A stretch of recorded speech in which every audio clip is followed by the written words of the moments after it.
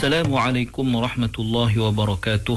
Innal hamdalillah nahmaduhu wa nasta'inuhu wa nastahdihi wa nastaghfiruh wa natubu ilayh wa natawakkalu alayh wa na'udzu billahi min shururi anfusina wa min sayyiati a'malina. Man yahdihillahu fahuwal muhtad wa man yudlil falan tajida lahu waliyyan murshida.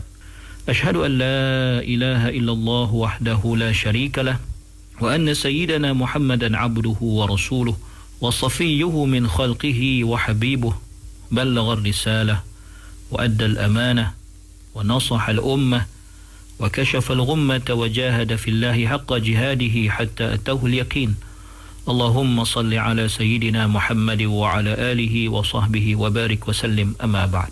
Muslimin, muslimat, sahabat pendengar IKIM yang dirahmati Allah Subhanahu wa ta'ala, marilah sama-sama kita bersyukur kehadrat Allah di atas segala nikmat yang Allah Ta'ala kurniakan kepada kita, dan marilah sama-sama kita buktikan kesyukuran kita dengan mentaati segala perintah Allah, melaksanakan segala suruhannya dan menjauhi segala larangannya.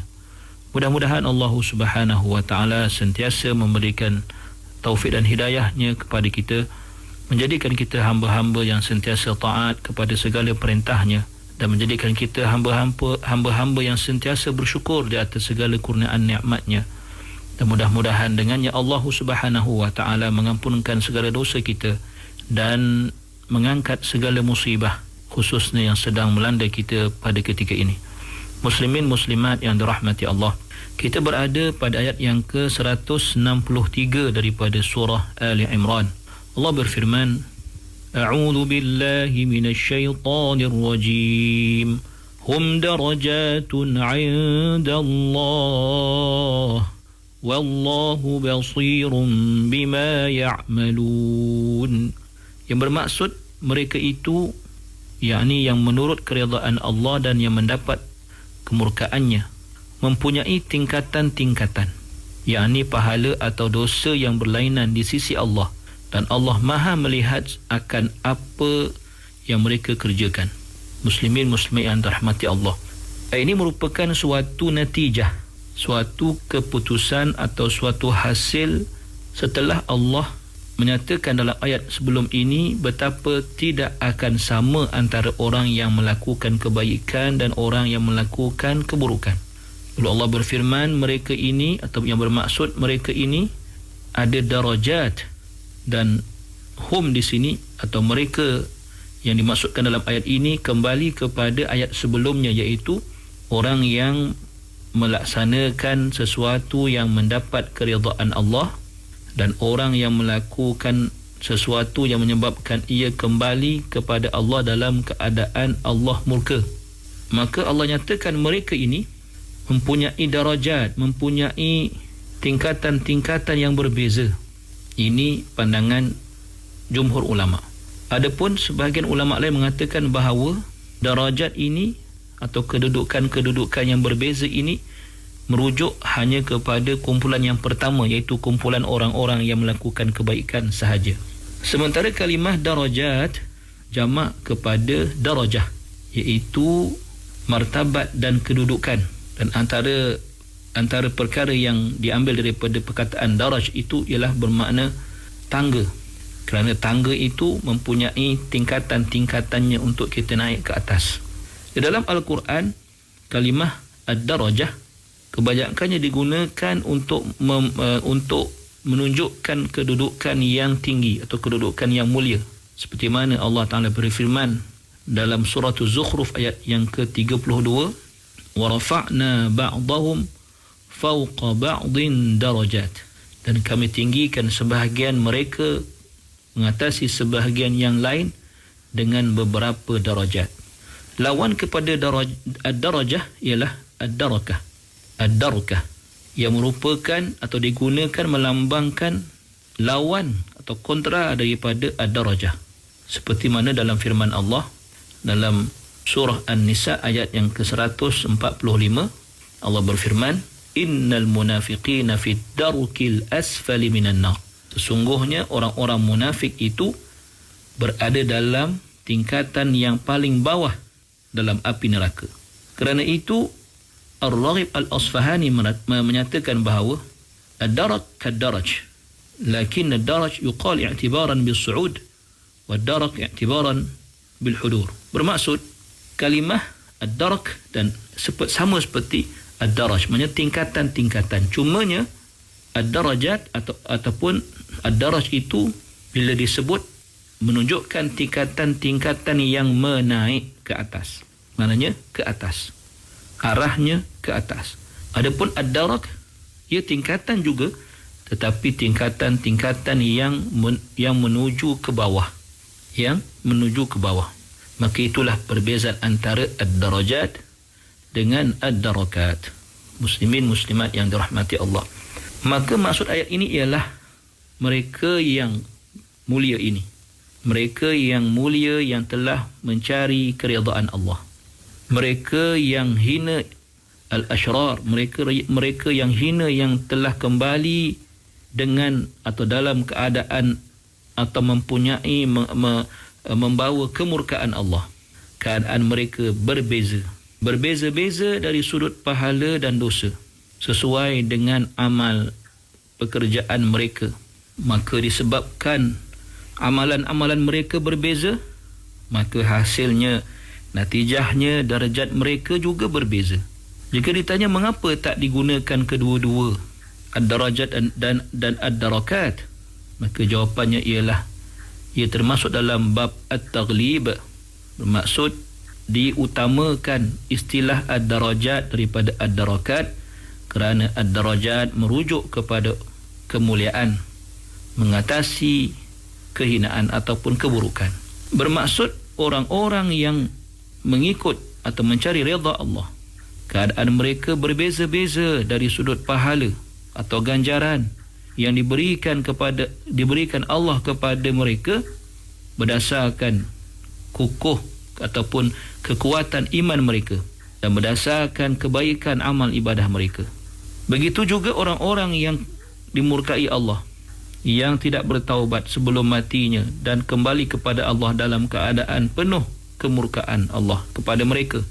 Mereka juga berbeza-beza dari sudut balasan yang menjadi kesan daripada perbuatan mereka itu.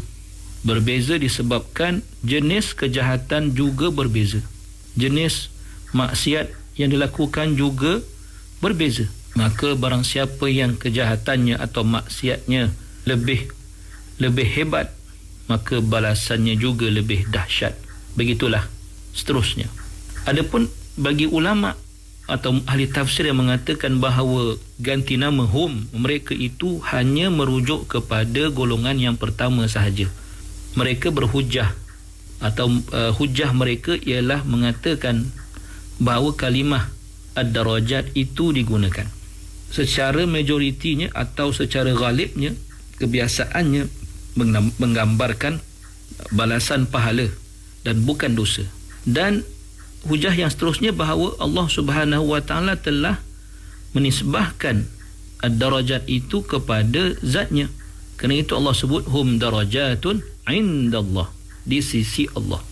Maka dengan hujah itu mereka mengatakan bahawa maksud ayat ini ialah orang yang mencari atau memperolehi keridaan Allah.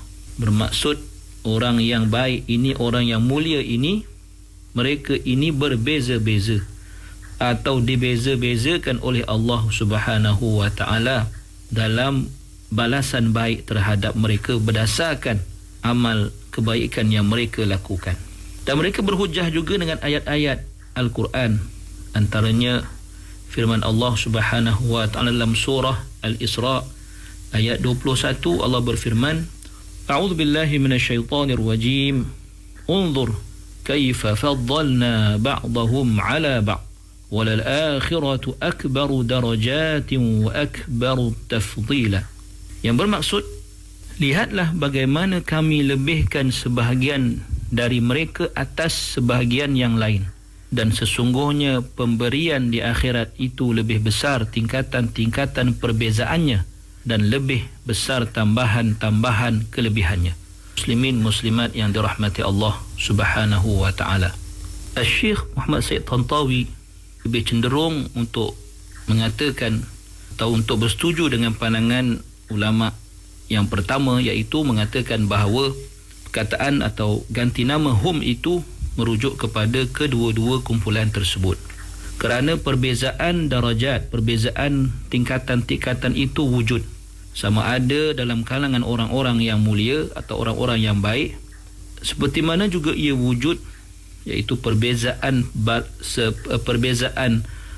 balasan juga wujud dalam kalangan orang-orang yang keji ataupun orang-orang yang melakukan kejahatan. Dan barang siapa yang melakukan atau melaksanakan segala yang dipertanggungjawabkan oleh Allah Subhanahu wa taala, segala yang Allah perintahkan ditaati dengan sepenuhnya, tidaklah sama seperti mana orang yang hanya memadai, tidaklah sama sepenuhnya dengan orang yang memadai melakukan perkara-perkara yang fardu sahaja. Begitu juga orang yang melakukan maksiat sehingga ke akhir hujung usianya ataupun melakukan maksiat dengan sebanyak-banyaknya, pastinya tidak sama dengan orang yang tidak seperti itu dalam perlakuan maksiatnya. Adapun kalimah indallah, di sisi Allah itu ialah kemuliaan yang Allah Subhanahu wa taala berikan kepada orang-orang yang mulia, itu dalam ilmu Allah, dalam hukum ketetapan Allah. Allah berikan ia sebagai kemuliaan kepada orang-orang yang melakukan segala perintah yang Allah Subhanahu wa taala perintahkan kepadanya. Kemudiannya Allah menyambung di akhir ayat itu, Allahu basirum bima ya'malun.